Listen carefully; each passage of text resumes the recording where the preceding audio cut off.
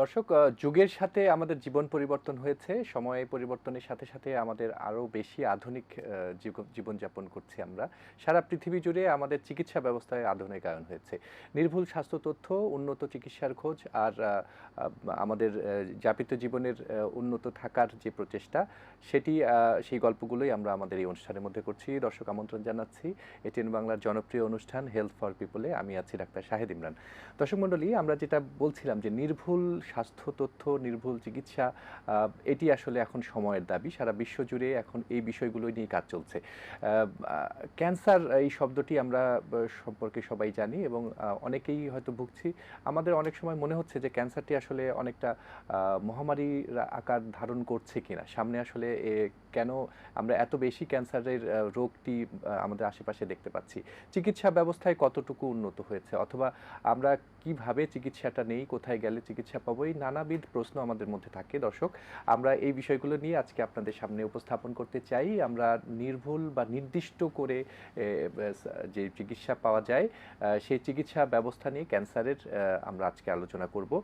এটাকে ইংরেজিতে precision oncology বলে। এই শব্দটি আমাদের কাছে অত্যন্ত নতুন ধারণা। সুতরাং আজকে আমরা একটু জানতে চাইব এই বিষয়ে। আলোচনা করবার জন্য প্রখ্যাত একজন চিকিৎসক আমাদের এটিএন বাংলা স্টুডিওতে রয়েছেন। জাতীয় পর্যায়ে অত্যন্ত সফল এবং আন্তর্জাতিক পর্যায়ে এখন কাজ করছেন অধ্যাপক ডাক্তার তাসনিম আরা আমাদের আজকে এটিএন বাংলা স্টুডিওতে আছেন। সিনিয়র কনসালটেন্ট এবং surgical oncologist, biomed diagnostic and molecular lab. Madam, আপনাকে স্বাগত জানাচ্ছি আমাদের এটিএন বাংলা স্টুডিওতে। কেমন আছেন আপনি? আল্লাহর রহমতে ভালো আছি, আলহামদুলিল্লাহ। আর আমাকে স্বাগত জানানোর জন্য অত্যন্ত ধন্যবাদ। ম্যাডাম, আপনি দেশে কাজ করেছেন অনেক দিন, এরপরে বাইরে চলে গেছেন এবং সেখানেও অনেক সফলতার সাথে কাজ করছেন, আমরা অনেকটা জেনেছি। শুধু বাইরে যে কাজ করছেন সেটি নয়, বাংলাদেশেও চেষ্টা করছেন যে আপনি আপনার অভিজ্ঞতা, জ্ঞান লব্ধ এই বিষয়গুলো আপনি এখানে উন্মুক্ত করতে চাইছেন, সাধারণ মানুষের জন্য কাজ করতে চাইছেন।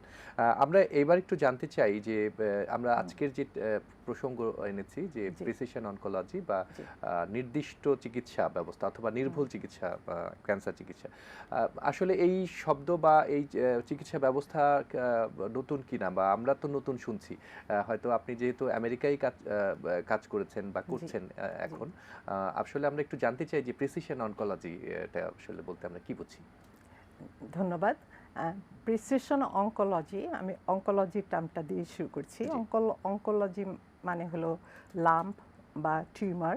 এটা সম্বন্ধে যখন বিজ্ঞান আবিষ্কারের সাথে সাথে এই লাম্প, এটা 5,000 বছরের পুরনো একটা সাবজেক্ট। তো এটা আমরা যখন অঙ্কোলজি পড়ছি তার আগে টার্মটা দিয়েছে প্রিসিশন অঙ্কোলজি।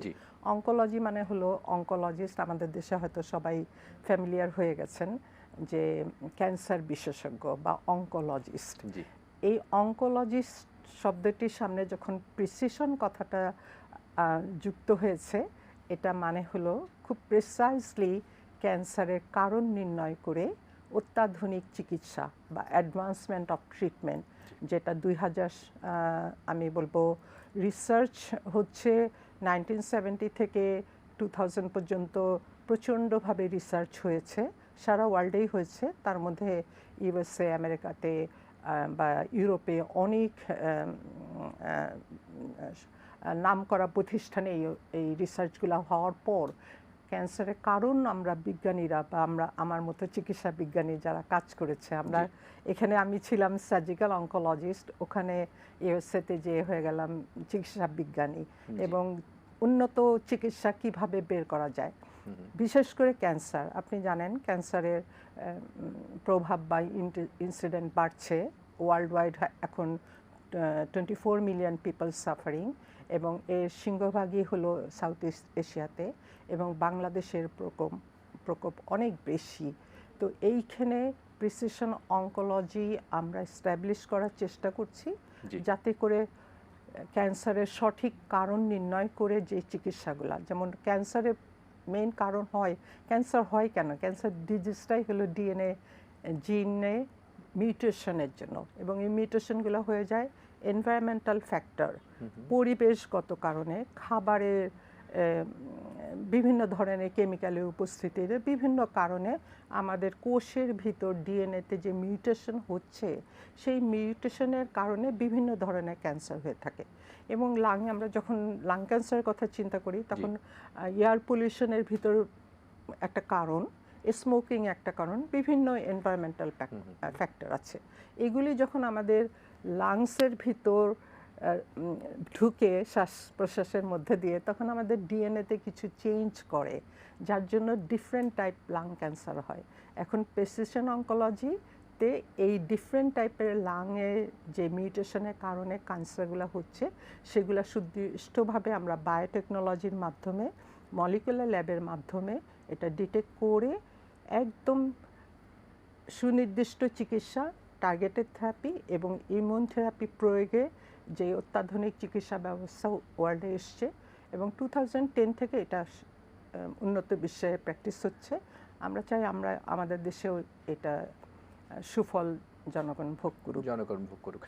অর্থাৎ আমাদের চিকিৎসা ব্যবস্থায় যে গতানুগতিকভাবে আমরা যেটা দেখছি যে ক্যান্সারের চিকিৎসা মানেই একটি সাধারণ মানুষের অর্থনৈতিক একটা বার্ডেন, এবং সাথে সাথে আরও দেখি যে এই চিকিৎসা নিতে নিতে যে রোগী আরও বেশি রোগাক্রান্ত হয়ে যাচ্ছেন। এরকম অনেকগুলো বিষয় আমরা দেখছি। আমরা একটু এই বিষয়গুলো জানতে চাইবো ম্যাডাম আপনার কাছ থেকে। একটা ছোট্ট বিজ্ঞাপন বিরতিতে যাব, বিরতির পরে ফিরে সেই বিষয়গুলো নিয়ে আলোচনা করব। দর্শক, আমরা আজকে প্রিসিশন অনকোলজি বা নির্ভুল চিকিৎসা নির্ণয় এবং তার যে ব্যবস্থাপনা সেগুলো নিয়ে আমরা কথা বলছি, ক্যান্সার নিয়ে। সুতরাং আপনারা এই খুব গুরুত্বপূর্ণ বিষয়টি নিয়ে আমাদের সাথেই থাকবেন, এই আশাবাদ। ছোট্ট একটি বিজ্ঞাপন বিরতিতে যাব, বিরতির পরে ফিরে এসে এ বিষয়ে আবার আলোচনা করব। নিশ্চয়ই সঙ্গেই থাকবেন দর্শক।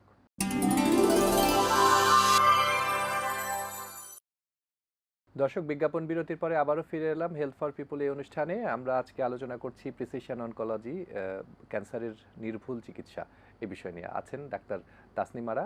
আমরা শুনছিলাম প্রিসিশন অনকোলজি বিষয়টি নিয়ে। ম্যাডাম, খুব চমৎকারভাবে আপনি বলছিলেন যে প্রিসিশন অনকোলজি বিভাগটা আসলে কীরকম।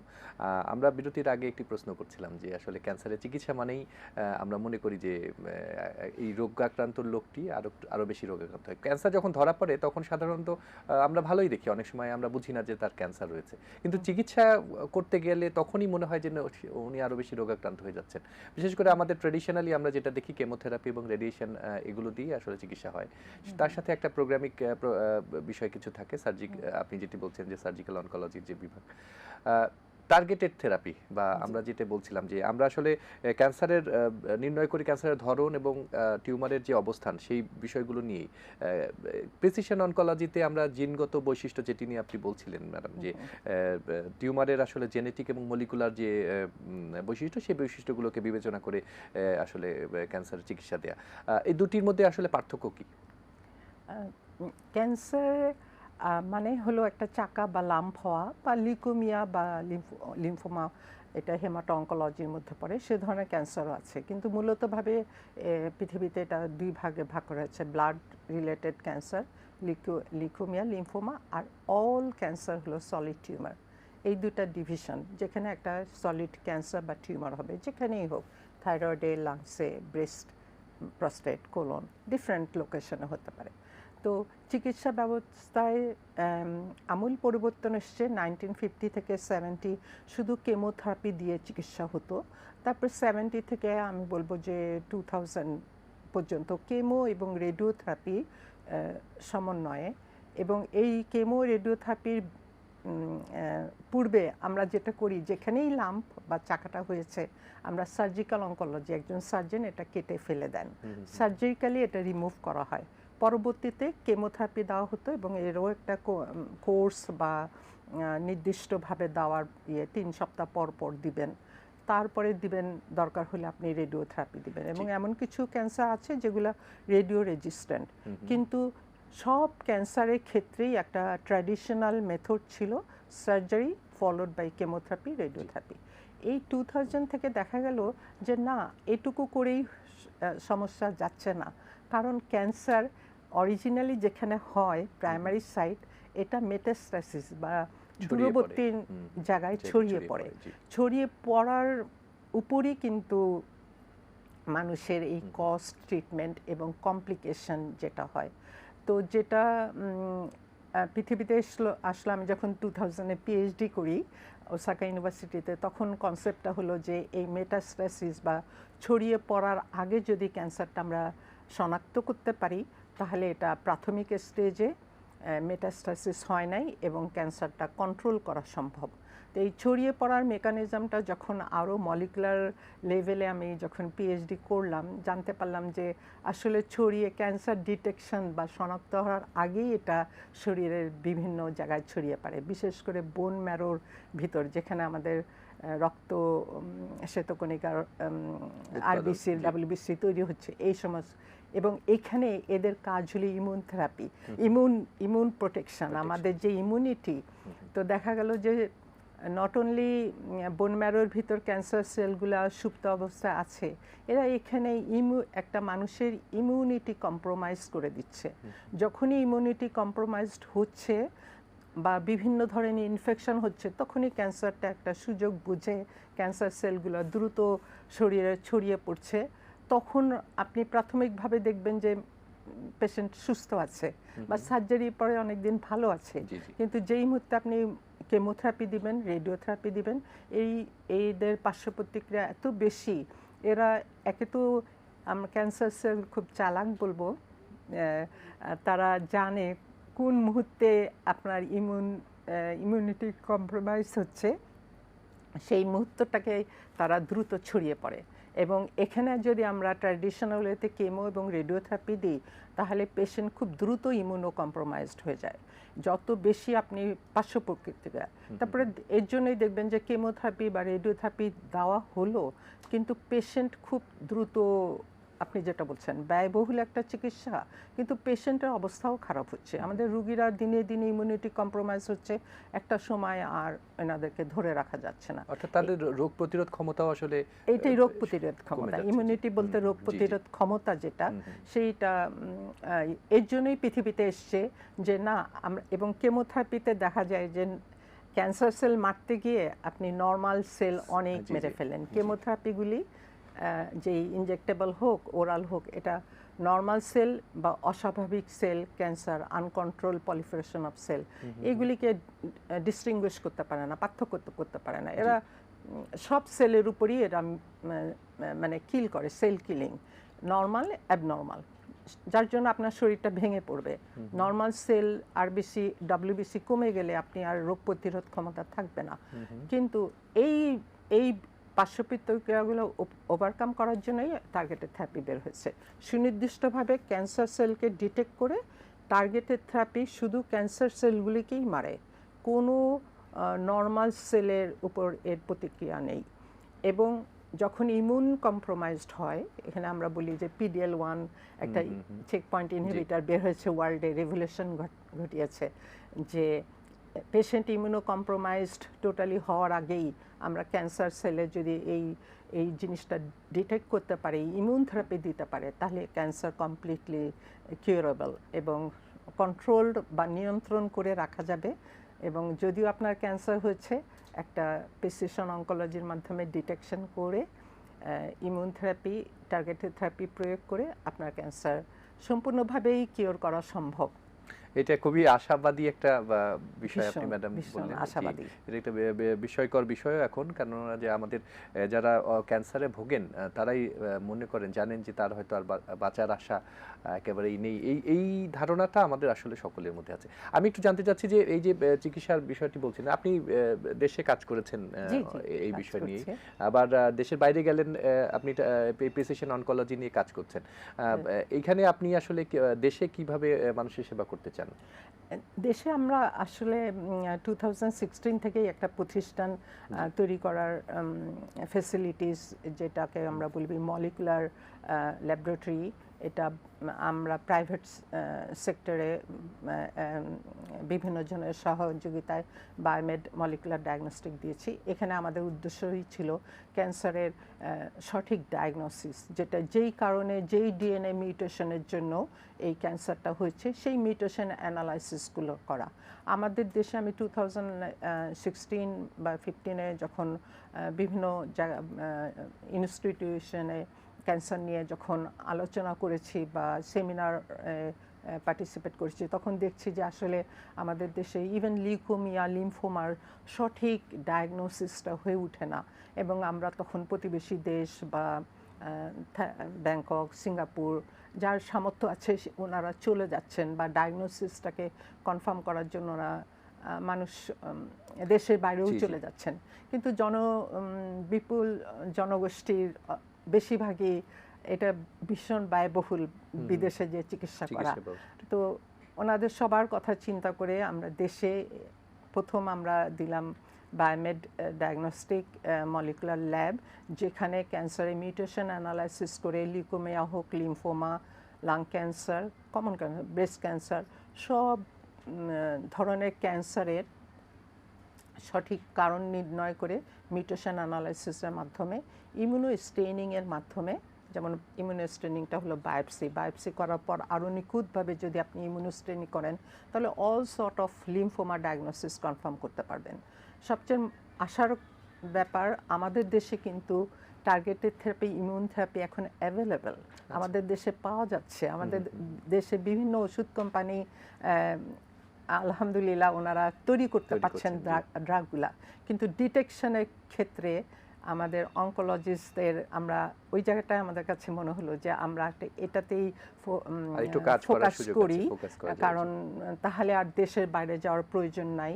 আপনি এখানেই আপনার ক্যান্সারের সুনির্দিষ্ট কারণ ডিএনএ মিউটেশন অ্যানালাইসিসের মাধ্যমে আপনি করতে পারবেন। একটা এক্সাম্পল বলি, যে একটা 36 ইয়ার্সের মেল পেশেন্ট, ওর ফয়সাল নাম, তো ওনার যখন ক্যান্সারটা হলো, উনি ক্যান্সার হওয়ার সাথে সাথেই ওনার যা হয় আর কি, বেশিরভাগ মানুষের ক্ষেত্রে কাজ করে যে আমি আর বাঁচবো না, বা আমার এত খারাপ অবস্থা, তো ওনারা যতই টাকা লাগুক দেশের বাইরে চলে গেলেন।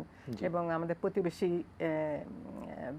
থাইল্যান্ডে গিয়েছিলেন, ব্যাংককে ওরা, তো ওনারা ওখান থেকে বলে দিলেন যে এই আমাদের করণীয় কিছু নেই, বিশেষ কিছু, আপনার স্টেজ 4 লাং ক্যান্সার। তো তখন ওরা আমার সাথে যোগাযোগ করে, আমাদের ল্যাবরেটরিতে আমরা ডিটেক্ট করি যে ওনার লাং ক্যান্সারটা ইজিএফআর মিউটেশন না, এই ইজিএফআর মিউটেশন দিয়েই 60% লাং ক্যান্সার, 30% আল্ক মিউটেশন দিয়ে আমরা আর বাকি 10% মিউটেশনের কারণ এখনো জানা যায়নি। সো 30%-এর মধ্যে উনি পড়ছেন। আমাদের ল্যাবরেটরিতে আমরা দেখছি এটা আল্ক মিউটেশনের জন্য এই ওনার লাং ক্যান্সারটা, এবং ওনার লাং ক্যান্সারটা বনেও ছড়িয়ে গেছিল, লাংসের পুরা লাংস ছড়িয়ে গেছিলো, পেটের লিম্ফ নোড যেগুলো থাকে সবগুলি ইনভলভড হয়ে গেছিলো। এর জন্য হি ওয়াজ বোন মেটাস্টাসিস ছিল দেখে উনি স্টেজ 4। কিন্তু যখন আমরা আল্ক মিউটেশন ডিটেক্ট করলাম, আল্ক মিউটেশনের একটাই 3-4টা ট্যাবলেট আছে।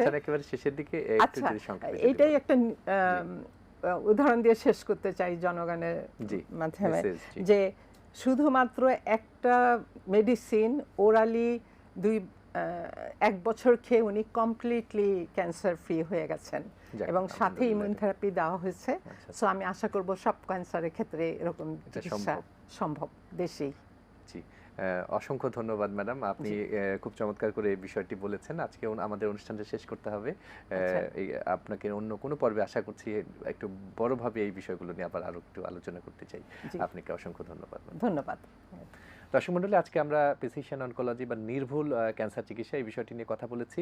আমরা জানি যে সচেতনতাই হোক প্রতিকারের শুরু, এই আশাবাদ ব্যক্ত করে আজকের অনুষ্ঠান এখানে শেষ করছি। ভালো থাকবেন, সুস্থ থাকবেন, আল্লাহ হাফেজ।